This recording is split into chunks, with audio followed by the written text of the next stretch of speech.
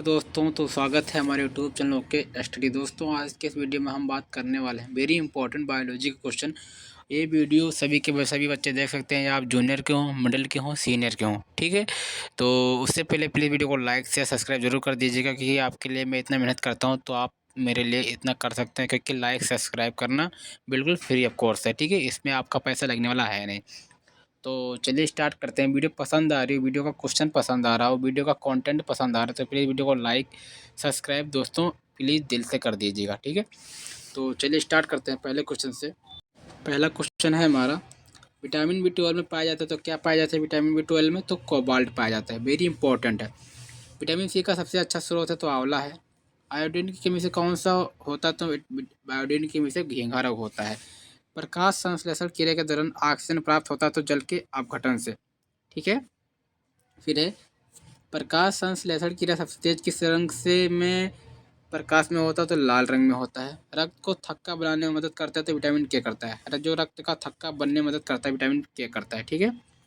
Next है, देख लेते हैं विटामिन की खोज किसने की? तो विटामिन की खोज दोस्तों फंग ने की थी, वेरी इंपॉर्टेंट है। शरीर की विकास अवरुद्ध हो जाता है तो वसा की कमी से हो जाता है। नेक्स्ट है, पत्तियों का हरा रंग उनमें विद्यमान किसके कारण होता है? तो पर्ण हरित या क्लोरोफिल के कारण होता है।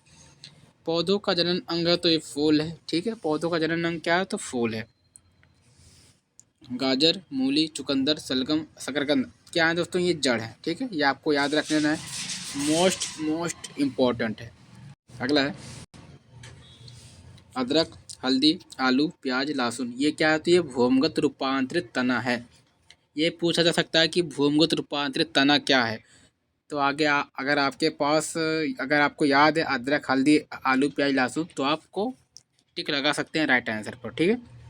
वो आपके एग्जाम में पूछा भी जाता है, ठीक है दोस्तों। तो ये आपको हल्के मत लीजिएगा इस वीडियो को। पत्तियों का मुख्य कार्य है तो पत्तियों का मुख्य कार्य पौधों के लिए भोजन तैयार करना होता है, ठीक है।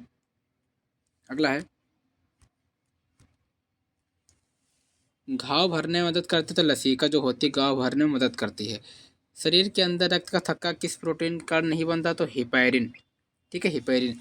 ब्लड बैंक में रक्त को सुरक्षित रखा जाता है तो 40 डिग्री सेल्सियस 40 डिग्री फ़ारेनहाइट पर ब्लड बैंक में रक्त को सुरक्षित रखा जाता है। रक्त का थक्का बनाने के लिए अनिवार्य प्रोटीन है तो फाइब्रोनोजोन है, वेरी इंपॉर्टेंट है। फिर है, लाल रुधिर कणिकाओं में पाया जाता है तो क्या पाया जाता है? लाल रुधिर कणिकाओं में तो एंटीजन पाया जाता है। क्या पाया जाता है? तो एंटीजन पाया जाता है, मोस्ट इंपॉर्टेंट है।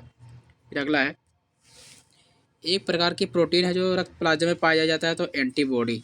पौधों में सौर ऊर्जा कहलाती है तो क्या कहलाते हैं? फोटोट्रॉपिज्म कहलाती है, ठीक है, फोटोट्रॉपिज्म।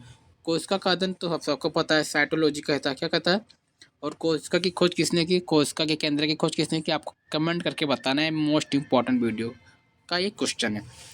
विश्व का सबसे बड़ा फल तो ये कटहल होता है। और दोस्तों ये फल है ना कि सब्जी है। विश्व का सबसे बड़ा फल कटहल होता है।